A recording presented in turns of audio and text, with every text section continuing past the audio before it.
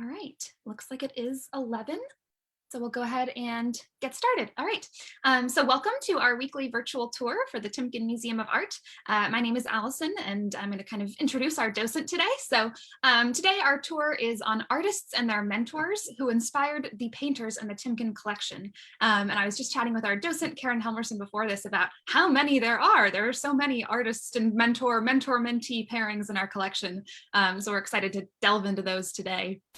A couple of just kind of guidelines before we begin. If you're here in our Zoom room, we just ask that you keep yourself muted during the tour.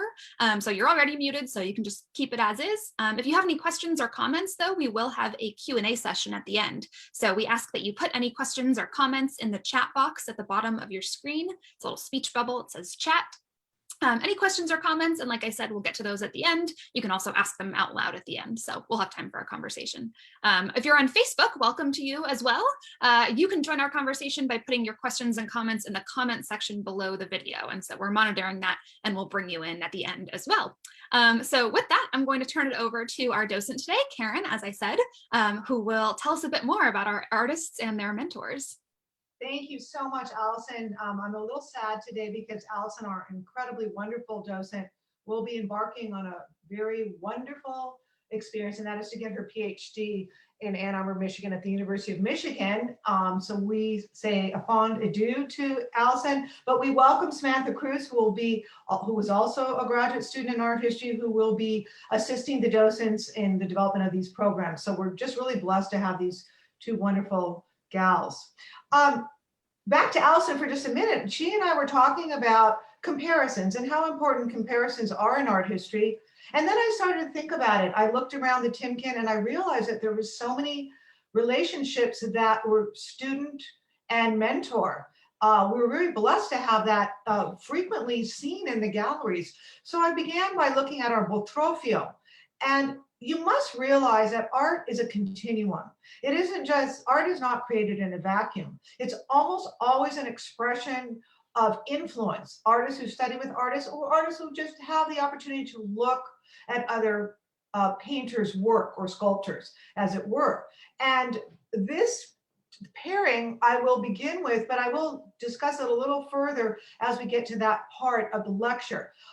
Perhaps most striking, and I want to say thank you to Kendra's story, because I guess she was looking at these and picked these two as the most likely pairing, and perhaps it really is in this whole talk. And that is, we have Botrofio on the left and Leonardo da Vinci on the right. And how this lecture is set up is that on our left, you will have the artists and who we're sort of featuring, and on the right, the inspiration.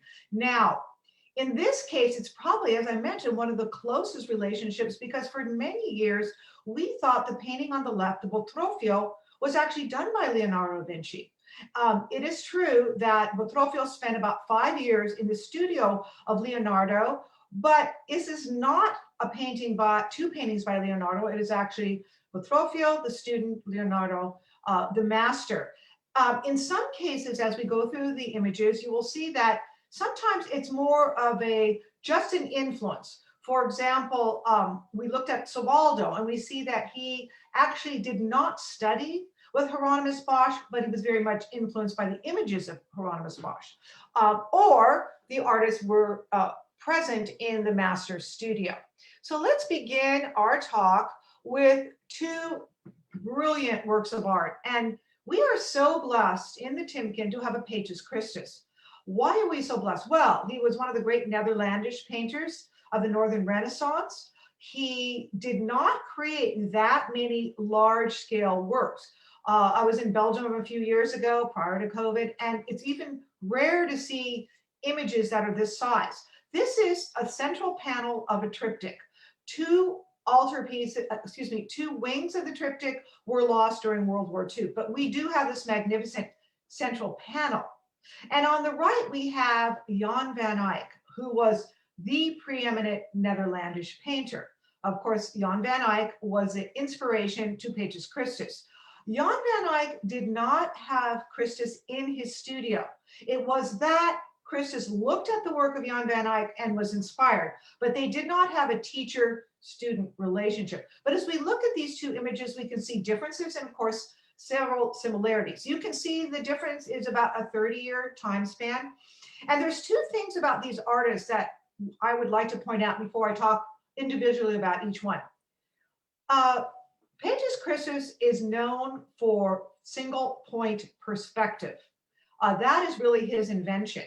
Now, Jan van Eyck is considered not really the inventor of oil painting, but one of the developers of the use of oil painting. He experimented with linseed oil and walnut oil to create these rich oil paintings. And you can see in both images the very overlays of paint to create this very rich crimson. You see it on the Virgin Mary on the right, and you see it on the bed of the Virgin Mary on the left.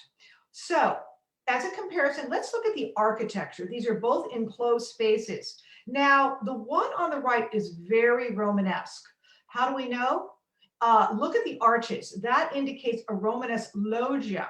A loggia is like an open porch. And on the left, the Pages Christus, we also have a more Romanesque style, but we don't have the embellishments of these Corinthian capitals and the pilasters, which are engaged columns, but we do have a more rounded form. What is interesting about both is there's landscape. There's this use of landscape painting and also exquisite treatments of light. Now, the Pages Christus on the left is more chiaroscuro because it's a stronger, more defined light. And the Jan van Eyck is more sfumato, which is more of a softer gradation of light. It's more muted. Now, the death of the Virgin is not in the Bible. It's in what's called apocryphal literature. It actually was the life of the saints, and it came from about the 13th century, this particular inspiration. And what we have here is three little vignettes. We have the center most prominent panel is the Virgin Mary on her deathbed, and she holds the candle of her spirituality, and she is dying. And as she dies, her spirit goes up to God the Father, and you can see it in the middle register of the painting. And because it's a very close space, it's not so obvious to see foreground, middle ground, and background. But in the middle register of the painting, we have the Madonna's spirit ascending to God, who is hovering over her with a cast of angels. And you can see him with a beard and a cap. So he welcomes the spirit and soul of Mary.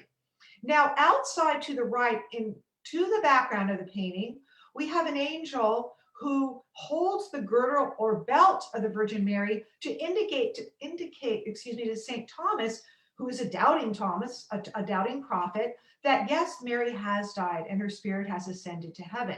And so then we have these acolytes and spiritual advisors who come in to look at the death of the Virgin and to try to understand it. We have grieving individuals. They are dressed in the robes of monks and everyday people.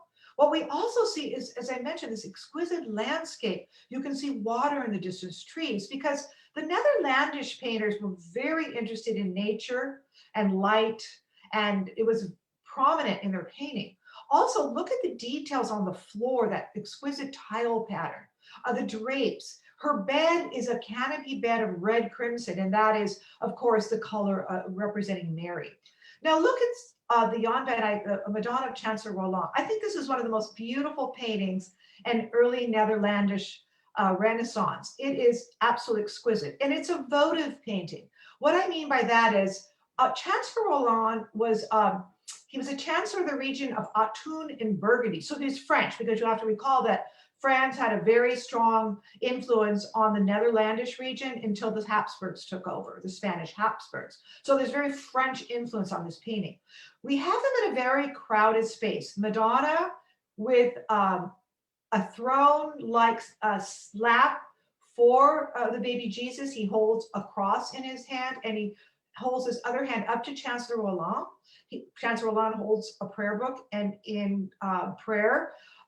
He's in an elaborate costume. He's a very, very wealthy man. So he commissioned this votive portrait to sort of enhance his spiritual connection, show his importance.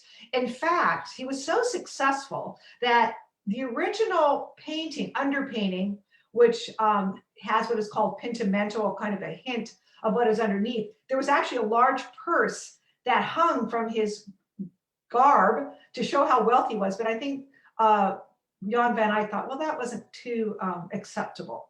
Now, if you look at through the loggia, you have this exquisite landscape, and you have a little bit of crenellation, and you see two figures looking out into the distance. One is probably Jan van Eyck himself. He wears a hooded cap, and he is looking over at the landscape. In the middle ground of the painting, you have flowers, peonies, irises, lilies, and roses. And they respond to what they mean are the virtues of the Virgin Mary. Two other things that you might be able to see near the two figures are peacocks and magpies. Peacocks are the symbol of Jesus, the metaphorical symbol of Jesus, and the magpies, evil. So it's this play of evil and goodness.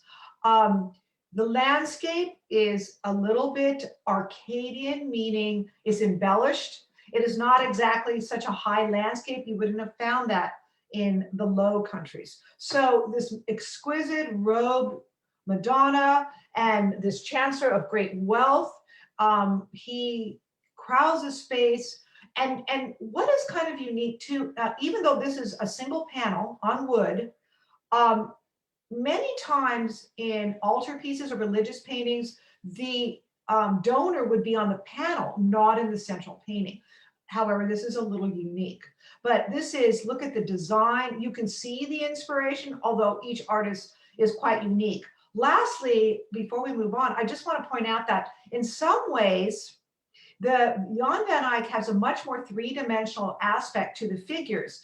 The painting on the left, the Virgin, the figures seem a little more implied, less three-dimensional, more stick-like. That is not to say that Petrus Christus could not paint exquisite, very realistic portraits, but in this particular case, it's more spiritual and symbolic. So Petrus Christus studied the work of Jan van Eyck, although he was not in the studio. Let's move on to our initial image, and that is Giovanni Botrofio and Leonardo da Vinci. Let's look at the Leonardo da Vinci for just a moment and realize that Leonardo da Vinci's painting of the Mona Lisa is probably the most well-known painting in all of art. It is sung about, it is written about. The mystery of the Mona Lisa is pervasive throughout the last 500-600 years. So very important. So let's talk a little bit about our painting from the Timken. And it was done around the same time. Botrofio was in the studio of Leonardo. He came from a really wealthy family. He didn't have to paint, but he had the liberty of being able to study with the great master. He studied for 5 years. It was originally thought that the Botrofio was by Leonardo. It was so closely resembling the work of Leonardo. And interestingly enough, it was purchased in 1806 by Lord Elgin, who was famous for the Elgin marbles, bringing the marbles from the pediment of the Parthenon to England. Now, let's look at these two faces. So similar. Look at the eyes, look at the nose, look at the chin. One is more recessed, one is more out in the foreground, but you can see the resemblance. Okay, so why is this youth holding an arrow? He's probably a portrait of a young aristocrat in Italy named Cassio. And Cassio was a poet, and he was friends with Botrofio, and he likened himself to the god Apollo. And why is that? Because in Greek mythology, Apollo was the god of poetry and the muses. So he draws his inspiration from Apollo. You can see that with the fillet, the little laurel leaf crown he wears, a symbol of Apollo, and he holds an arrow, which was also a symbol of Apollo. His clothing is rich and highly detailed, layers of paint create that rich color. You can see that he's of a wealthy class by those elegant clothing that he wears and the beautiful pearl brooch. It is a 3/4 portrait, just like the Leonardo. Now, the background does not give us any indication of landscape, obviously, but the objects he holds are his attributes, meaning it suggests something about the life. Now, the hair is quite different on both portraits, the clothing a little bit softer on the right. So let's talk about the great master Leonardo da Vinci. We all know that he's one of the most important geniuses of the millennium, excuse me. And yes, he does not have a lot of work extant. He was so busy creating and inventing. We don't have a lot of paintings that let us know too much about Leonardo's work, except in study. Of course, we have great scholars. Now, this portrait is called La Gioconda, and it's a play on the name of her husband, Giocondo. And the play on words is Gioconda means jovial in Italian. So it was meant to show happiness. Not too many people realize that this painting was to convey a sense of happiness. It is so mysterious, and I think that's perhaps because it was a great master, Leonardo, painting it, but also because her smile is very mysterious. What is she thinking? She's introspective, she's quiet. Some people say that she might have been pregnant while this painting was done, or she might have just had a child. A really, let's say, controversial comment about this painting is that it is actually a self-portrait of Leonardo. Why is that? Leonardo was homosexual, and it was said that he might have wanted to portray himself in a female guise. That is not a proven fact, but it is summarized by or thought to be the factual information about his life. But let's just go on and see that this painting has a landscape that is probably one of the first landscapes in Italian art. He is combining man and nature. Remember during the High Renaissance, which this is a part of the High Renaissance, they looked at the Greek and Roman history, they looked at Greek mythology, humanism, art, mathematics, science, and it shows a very evolved culture. The landscape is exquisite, blues and recesses of water. So even though the Mona Lisa is resting on a ledge, so she's actually like an alcove, although we only see the ledge. So you can see the inspiration of Botrofio studying with Leonardo and capturing a lot of essence of his creativity. Just a beautiful comparison. Now, a little bit of a harder comparison is the Savaldo, which is also part of our Timken collection, and the great Hieronymus Bosch, the Garden of Earthly Delights. Now, Savaldo probably did not gain quite the fame of Bosch, but he was quite famous in Venice, where he did a lot of painting. Where did he see the work of Bosch? How was he inspired? He was an Italian, and this is, of course, Netherlandish, but his wife was Flemish. Savaldo's wife was Flemish and introduced him to the work of the great master Bosch. Bosch was very famous in his own time. He came from a wealthy family, and he gained a lot of notoriety throughout Europe, and many people were inspired by his work. If you look at the lower image, the Bosch, the Garden of Earthly Delights, which is in the Prado Museum, it is a triptych, 3-panel painting with paintings on the outside. If you look at the right and you look at the image of hell from the Savaldo, there's a lot of similarities. They're both nighttime. They both show man's sins. They both show a lot of scary little images and little figures that are very closely connected. So you can see, of course, that inspiration. You can also see how Savaldo moves St. Anthony from hell and damnation into this beauty and spirituality of faith and the monastic order. And the same goes for Bosch. He shows on one, the creation and central activity of man, but then at the right, we see hell and damnation as well. So let's talk first about the Savaldo. In this pairing, I do want to mention that it wasn't student, mentor, it was more inspiration by looking at the work. So Savaldo shows Saint Anthony in torment. He is fleeing hell and damnation. Now, it's not just hell and damnation he flees, He also is fleeing the plague. Because you have to remember, even though we sort of think about the plague in the 14th century and how it decimated Europe and wreaked havoc on Italy, it also continued to raise its ugly head throughout. So even in the 16th century, we have evidence of plague affecting societies in Europe. So it is hell and it is the plague. Saint Anthony was known to be the creator of the monastic order, and he flees hell to a spiritual goodness toward the monastery. His hands are in prayer. His white scarf sort of delineates his figure and follows his motion. It also is white and pure. You see some chiaroscuro falling on the figure, and you see a boulder, an outcropping that actually creates a diptych-like structure for the painting. His hands are in prayer, of course. He's a saint, but also he is praying for salvation, and he's praying to escape this hell and damnation, but also the night terrors that both Savaldo and St. Anthony suffered. Some people actually thought it might have been either epilepsy that plagued both of them or what is called shingles. They called it St. Anthony's dance, something like that.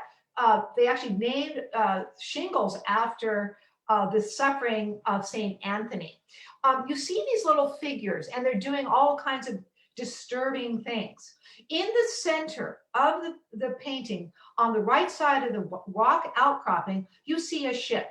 And this is my personal supposition that the ship represents the ship of fools. The ship of fools was the way that people in that time period dealt with mental illness. You couldn't just put them in institutions, which really didn't exist to much of a degree. But if you put them on a ship and send them out to sea, you were dealing with them. So it's a pretty terrible little thing to discuss.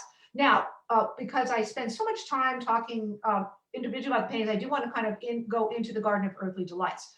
This was a commissioned altarpiece, but not for a church. It was for a religious order. This is before the Protestant Reformation of about 1517 edict that was created by Martin Luther. So this is before the Protestant Reformation. But it was a deeply Catholic painting. On the outside, grisaille, which is gray paint, shows the third day of the creation.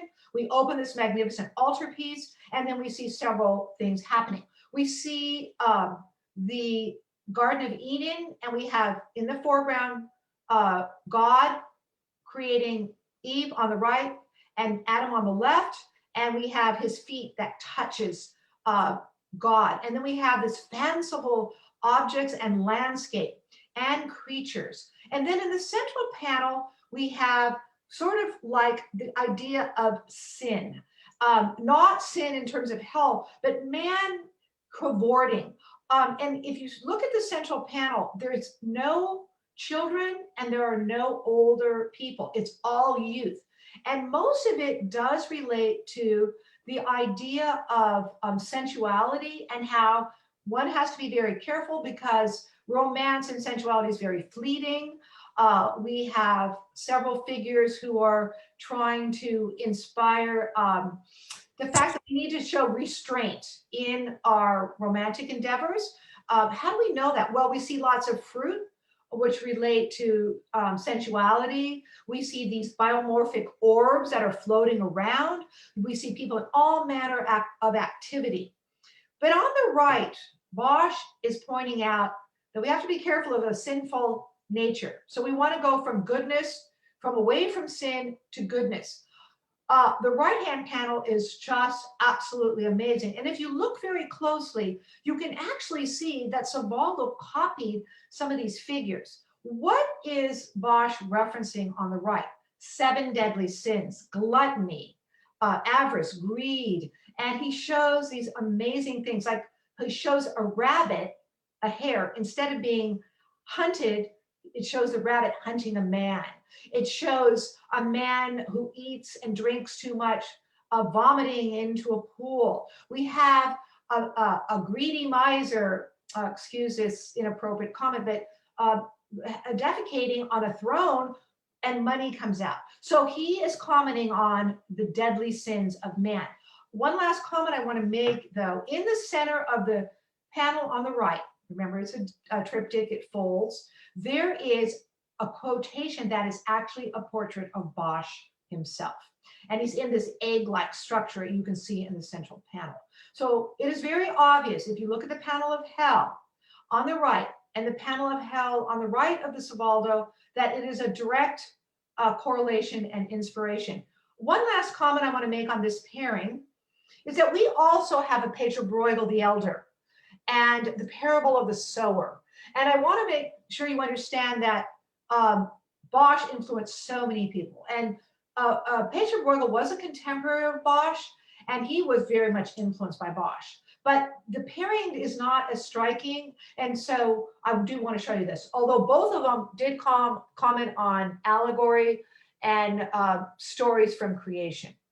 Next, I want to go to a little bit more a lighter pairing, and that is our wonderful Nicholas Moss, which is in our Timken Dutch and Flemish gallery, and also our jewel of our collection, our Rembrandt van Rijn, the St. Bartholomew.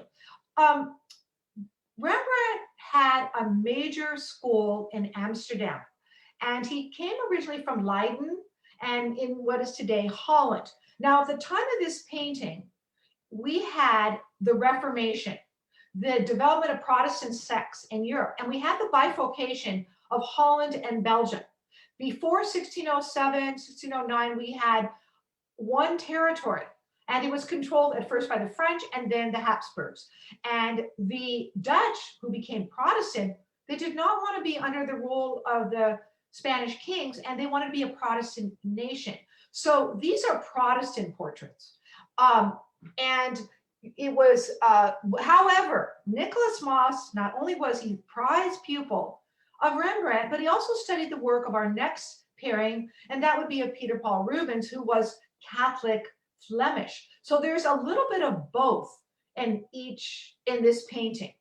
So we'll talk about the student and then we'll talk about the master. So Nicholas Moss paints this exquisite portrait of Mary. And Mary was part of the duo of William and Mary. She married William of Orange. They were Dutch, but they took over the queen and kingship of England because after King James, England wanted to remain Protestant and lose its Catholic king. And so they became king and queen of England. At this point, Mary is only 15, but of course they married young. She is exquisite. This is a very upper class Baroque portrait, more like the Flemish in a sense, because you have to remember in the 17th century, the Dutch were more of a middle class society, and the Flemish in today Belgium were a little bit, have vestiges of aristocracy. She is, of course, an aristocrat. She's a royal. So in the background, you have this storm looming and this dramatic curtain that opens up to the sky on the right. And you see the light, the chiaroscuro that falls on her very pale skin and satin gown. You see the exquisite pearls, which I pointed out innumerable times, sort of the ubiquitous pearls of the aristocracy, the diamonds of the time. It's in her ears, her hair, her neckline, her clothing. She holds a little lapdog. Well, what does that represent? Oftentimes a lapdog refers to fidelity, but it also refers to youth. And here the little lapdog is very active, and it shows movement in the painting, and it also harkens to her youth, allegorical reference as it were. She has this magnificent pale pink, purple satin gown, and also that really high contrast pale skin. Now remember, the aristocracy, we didn't take photos at that time, so if you wanted to recount the importance of these individuals, you would always have one of the greatest artists of the time paint your portrait. So let's go now to the Rembrandt. This is quite different in that this shows suffering, introspection, and the Moss shows a confident, happy, successful young woman. The Rembrandt shows Saint Bartholomew was one of the 12 apostles, and he was martyred for his beliefs, his Christian beliefs, and he was martyred by being flayed alive with a knife. And so obviously he holds the implement, the attribute to his experience. The other thing is, it is most likely there is a relationship to a self-portrait in Rembrandt's work. Rembrandt, as I said, he was the greatest Dutch master. He painted historical paintings, mythological paintings, religious paintings, portraiture. He did a lot of portraits. And in some ways, if you look at the date of this painting, you have to realize that Rembrandt himself had gone through terrible times. He married when he was younger Saskia, who came from a wealthy family, and set him up in this beautiful Amsterdam studio and home, which you can visit today. But Rembrandt was a spendthrift. He lived lavishly, spent copiously, and he ended up going bankrupt. Part of it was due also to the death of his wife at a young age. He was distraught. He lost some of his commissions. Many of his students weren't always there. So this was a self-portrait in a sense, like St. Bartholomew. He's introspective. He's realizing tragedy in his life. And so we have a little bit of a self-portrait infused in this St. Bartholomew.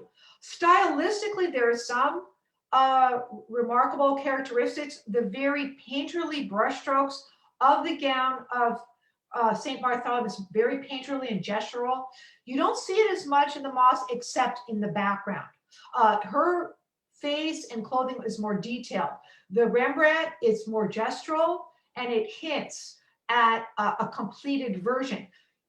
Also, it's very monochromatic, just these tonalities of brown and sort of a muddy brown, whereas on the left you see a much more vibrant colors. Also, the use of chiaroscuro, that contrast of light and dark, you see it on the face of the Rembrandt, but here you see it really on her whole body and kind of that Baroque-esque curve. So Rembrandt, one of the greatest artists of all times, paired with what he said was his favorite student.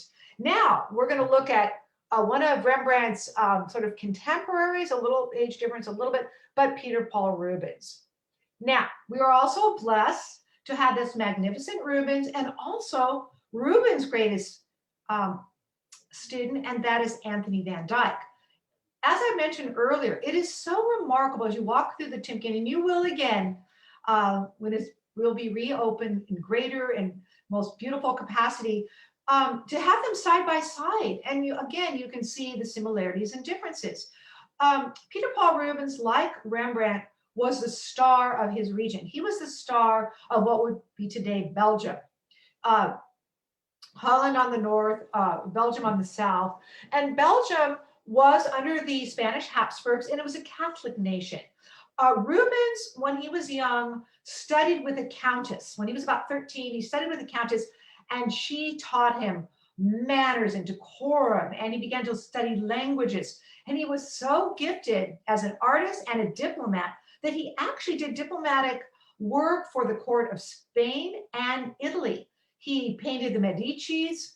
He was actually worked for the Spanish court, although they allowed him to work in Antwerp. And this is where his studio was set up. And again, today, like Rembrandt, you can visit in Antwerp the Rubens house, which is the most beautiful palace-like structure with his paintings, and you can see where he studied. And so Van Dyck was considered his most important student. And as I was going to say earlier, Nicholas Maas, as I mentioned, also studied the work of Rubens. Now, Rubens' painting is not specific, it's a tronie. And a tronie is a Dutch word that means kind of a stock image. And Rubens had a great studio, as did Rembrandt, and he had many students helping him create paintings, learning from him. And so this image of a young man who's not identified except as a young military person, it would be used in larger works, like a stock image. So we can't identify him as a person X. It's more of a young officer. And look at the beautiful way that Rubens captures his face. He looks at us at a 3/4 turn. He's got that brilliant red sash and that very Baroque glide along that highly detailed armor, that exquisite tousle of curls, that kind of gestural background with very few, really no attributes except for his costume. He looks at us with strength, that gorgeous aquiline nose, and the very gestural background, but a very definite details in the face of this individual. Now, the Van Dyck is a little bit different in that it's a much larger portrait, not in volume, but in space. It's more than 3/4. And who was Mary Villiers? Well, her father was the Earl of Shirland, and um, Anthony Van Dyck, although he was Flemish, went to England and worked for the court of Charles I and originally for Mary Villiers' father. These are upper level aristocrats. Mary Villiers had a tragedy. She knew her painter. She knew Van Dyck very well because I said he painted for the court and for her father. Um, and he captures her in an exquisite, personal way. She is mourning. She was only about 14 when she lost her husband. Most likely he died of smallpox. And so she is garbed in an exquisite satin gown, gold satin gown, but she does not wear complete black. Why? Because even though she lost her husband, it wouldn't be right to clothe her in all black, meaning she would never marry again. They want her to marry again because she is an aristocrat and they want to continue these alliances. But we do know that she has suffered a loss because of her somber portrait, somber facial characteristics, but also the black ribbon that is held at her breast and her waist. So that is suggestive of that. She also holds a flower. A flower throughout art history has some meaning. One of them is an allegorical reference to life and death. Because when you pick a flower, it's beautiful, it's a bud, it begins to open, and then it withers and dies. And you can see that there is an indication of death as the flower is fading. She wears the pearls, as I said, ubiquitously refer to the jewels of the aristocracy. Later on, we learned that jewels became a little blasé to the aristocrats, and they often used fresh flowers in lieu of jewelry. But she has that white skin. She looks at us seriously, but also with sadness. There's that chiaroscuro that falls on both faces, both on the Rubens and also on the Van Dyck. Maybe the only similarity is the facial. Look at the lips. Look at the eyes, the heavy lidded eyes, and the tousled curls. You can definitely see some similarities. Now, we are going to go on to the Rococo. We're going to move from the 17th century. We had Renaissance, Baroque, and now the 17th century. Fragonard, Jean-Henri Fragonard, was a student of the great Francois Boucher. So interesting. Again, these are in our Timken. You will see them again.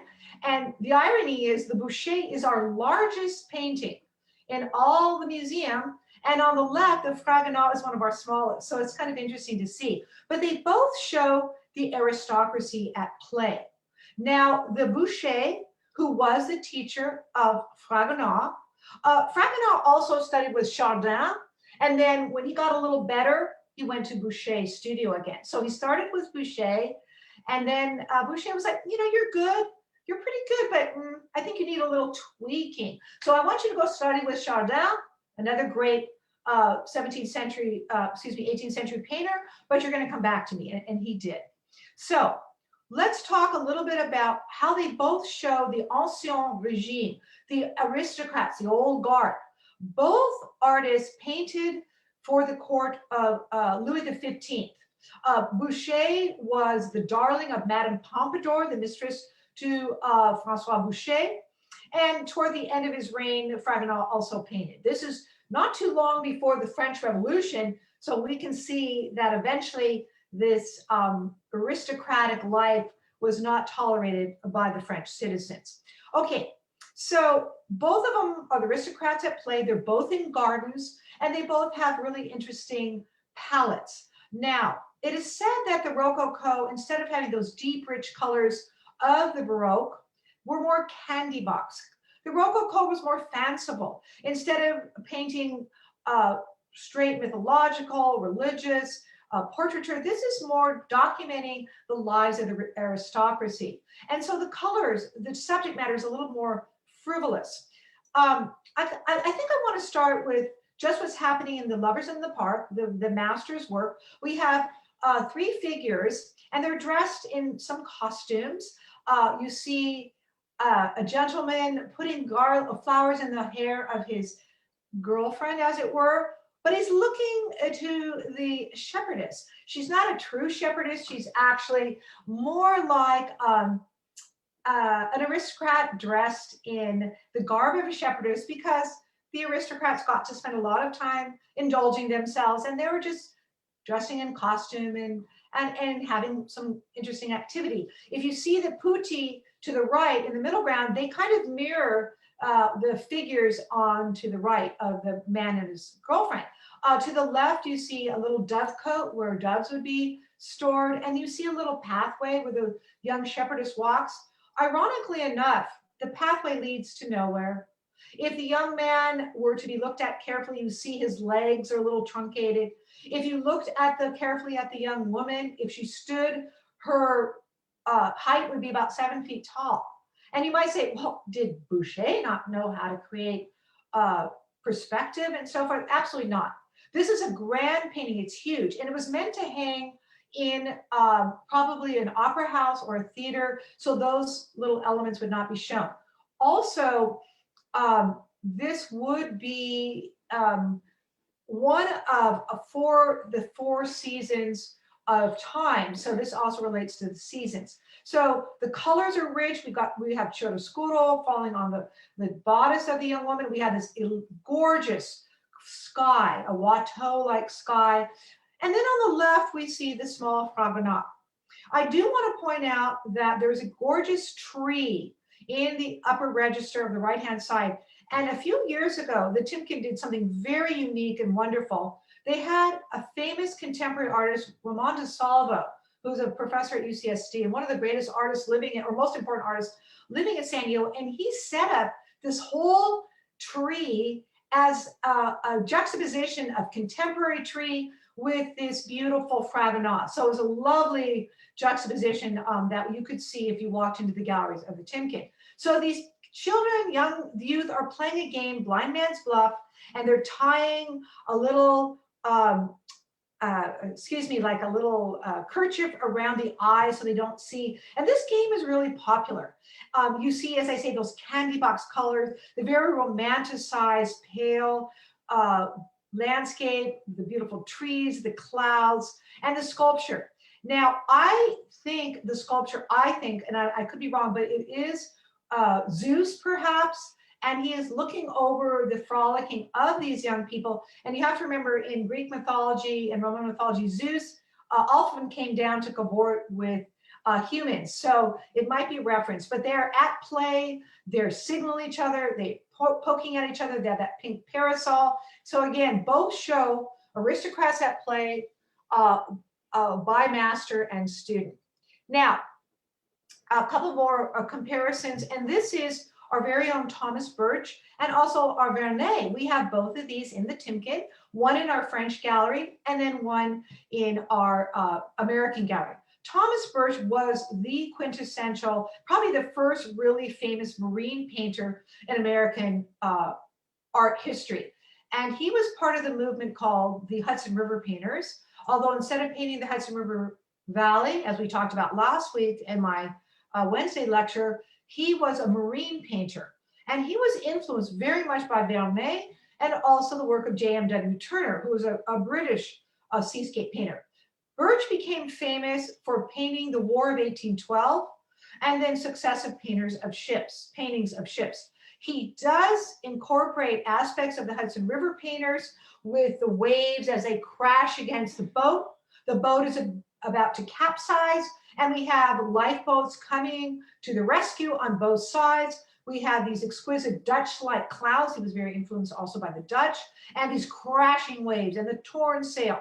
So what he depicts is man not coexisting peacefully in nature, but actually being nature overcoming man. Now, the Vernet is a little different. You see a very similar cloud.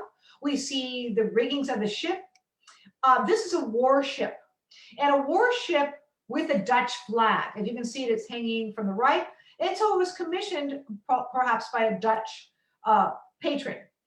What's so interesting about this painting is Vernet loved a seaport at sunset. He loved to do composite imagery. It is a fanciful image. You would not have the Arch of Constantine, which I hopefully you can see on the right, and the lighthouse of Naples Remember, two different places.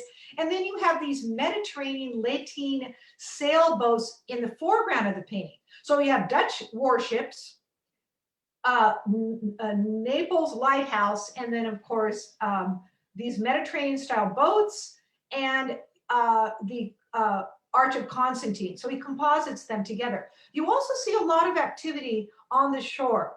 I will mention a little off color, but the left side shows a boat like a brothel, an on-ship brothel. You can see men entering and the women and the covered canopy. So it's kind of a little bit off color to some extent, but also shows the influence of Vernet with Birch. I have one more comparison. I see our time is just about up. Really quickly, I just want to show you again in our American gallery with the work of Benjamin West.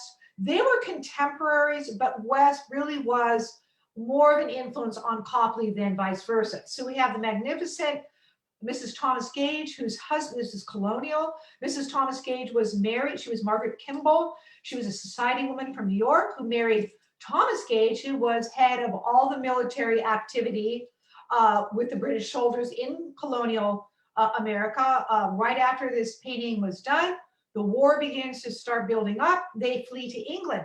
Copley also worked in England. He worked both in America and England. And if I'm not mistaken, he was born in England and worked in America and went back. She's exquisite. She's wearing a loose dressing gown. She wears the Turkish turban, which is inspired by her father, who was Turkish, and also the costume of upper class women. She's introspective. She's beautiful. He said it was the most successful portrait of a woman he ever did. Quickly, the Benjamin West, Fidelia and Speranza. This is not Greek mythology. This is based on the writing of Edmund Spenser, who was an Elizabethan poet and writer. And he talked about good and evil. And he shows Uma and the Red Knight coming into the alcove, the Romanesque alcove of goodness and faith and hope. And Fidelia is faith with the New Testament and the chalice with the snake that shows she is not afraid. And hope and faith and hope has the anchor. They wear Greco-Roman gowns. They're in a Romanesque arch with a light, beautiful light falling on them. And then of course that exquisite landscape as the clouds burst onto the scene. So I do see I've gone a little over time, and I really hope that some of you have some questions. We just really enjoy hearing from the audience, and perhaps you can put them in the chat room as Allison suggested, or raise your paw and let us know that you might have something that you would like to share. Yeah, thank you so much. This is a great look at, like I said, comparisons and kind of mentors and mentees and the relationships between artists in our collection, which there really are so many. So it's really fun to see, and I hope we can do more of these comparisons in the future. Yeah, I do want to open it up to questions. So if anyone has questions here, I don't think I see any in the chat. You're still welcome to put them in the chat, or you can just unmute yourself at this time and go ahead and ask if you'd like to do that too. And as I said earlier, if you're on Facebook, you can also put your questions in the comments underneath the video. Oh, thank you. Ken said excellent tour. I learned a lot. So we accept comments too. Thank you. Thank you very much. As I'm waiting for the comments, I'm just looking at the facial characteristics of the West and the Copley, and they're really, if you look at Speranza, there's almost a little bit of a facial connection. Obviously, one is much more pronounced because it's focusing on the individual, but it's obvious that there was this relationship, even sweeping of the gown, the facial characteristics. Yeah, absolutely. And I was noticing that even in what was it? I think the Rubens and the Van Dyck, that if you just looked at them, they don't look the same subject matter, the background's a little bit different. But when you look at those faces and those eyes, you really see sort of those technical similarities, that they're like, oh, I can paint a person, but oh gosh, like eyes, like how do we do that? Oh, let me go like look at my mentor, let me look at other people. How do I really capture what people before me? Absolutely. And Kendra, who saw that connection with the Botrofio and the Leonardo, I think, as I mentioned earlier, I think that is just so striking because in many ways they look so much alike, rather androgynous, both of them, as it were. Yeah. Any other questions from our audience?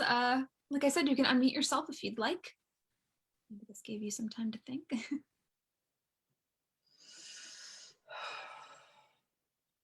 No, going once, going twice. All right. Well, like you said, I think we will wrap up then. Yeah, we're a little bit over time anyway, so that's fine. I just wanted to thank everyone for coming. And as we mentioned in the beginning, this is my last tour. So those of you who have been tuning in, every week or for a while, I just wanted to thank you. It's been so great to be here and help facilitate and work with all of our wonderful docents like Karen. I see a couple of our docents in the audience also, so it's been great to work with you all. Even though this is my last tour, this is not the last tour, so we do have a couple more coming up. Well, we have one every week, so every week at 11 a.m., same time, same place on Zoom. You can also join through our Facebook page. We have a special one though next week, which is the second in a 3-part series by Florence Gilman, who is a professor of biblical studies at USD, but she's also one of our docents. And she's going to be presenting on that St. Anthony painting, the St. Anthony Torment painting that we saw earlier. It's called How Could a Desert Hermit Be So Influential? And it's going to be kind of looking at his story, so more focused on who St. Anthony was and kind of his influence. And that is June 2nd. It's a Wednesday at 10 a.m. I do see a question though, so that's great. While I was giving these announcements, Judy, yeah, you can go ahead and unmute yourself if you'd like to ask a question. Hi, Allison. I just wanted to say thank you for everything that you've done. I'm a friend of Karen's, and I just know how highly she speaks of you, and we're going to miss you. Oh, thank you so much. I You've done appreciate such it. a great job. That was very gracious. And I have to put a little plug in for Judy because she's been very helpful in not only attending the lectures, but promoting them to some of our friend groups like book club. And the more the merrier. I mean, I love having more people come and listen. And so Judy's been very helpful. Her technological skills far surpass mine. And so whenever I have a little bit of a glitch, if I wasn't counting on Allison or Christina, I was going to Judy for assistance. So thank you, Judy. Yeah, thank you. Thank you, Allison. Really, again, you did a great job, and I know that everybody's going to miss you. So thank you. Oh, thanks. Well, yeah, thank you for saying that. All right. Oh, I actually did see another question from the chat. On this last painting, someone asked, was Copley influenced by West or vice versa? That is such a good question. Actually, because they were contemporaries of each other, it's a little bit of a grayer area, unlike student mentor. But it was, I carefully went through this many times, and I did see that West was, even though if you look at the date, the one on the right is done after the Copley. So they had a lot of similarities. They're both English American. They both worked in England. But I would say that Copley was more influenced by West than vice versa. So Copley considered West an inspiration and a sort of ad hoc teacher, less so than West and Copley. So yes, the relationship is Copley was greatly inspired by Benjamin West. I would say Copley maybe overtook West a little bit in terms of fame. I don't know. I've maybe people have heard of Copley more than West. But perhaps the one thing that Benjamin West did, though, that really cemented his career is he painted that really General Wolfe that drew a lot of, let's say, a lot of notoriety. So but Copley, you make a very valid point because Copley was a society portrait painter. And so he became, as you said, he got a lot of notoriety and a lot of people wanted to have him paint their portrait. So he got that as sort of that connection of the upper classes in colonial America and in abroad in England as well, because he did paint for the court too. Yeah, maybe more of that kind of. So that your point is correct. It is correct. Mm-hmm. But yes, that's a very good question because it wasn't that. I mean, I had to keep going back to double check because of because they are contemporaries. Yeah, exactly. Yes, very much so. Well, thank you to whoever that was on Facebook. We appreciate it. Yeah. Any last questions before we go?